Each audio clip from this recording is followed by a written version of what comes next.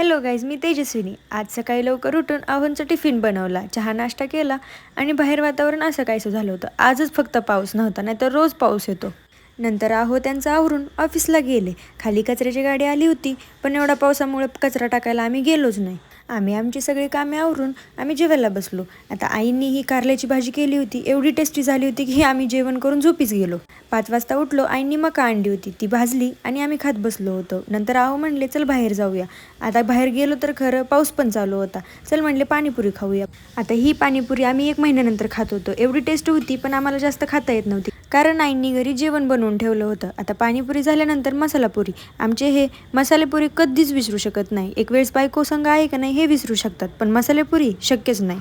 असो, नंतर घरी येताना पाऊस खूप जास्त वाढला होता.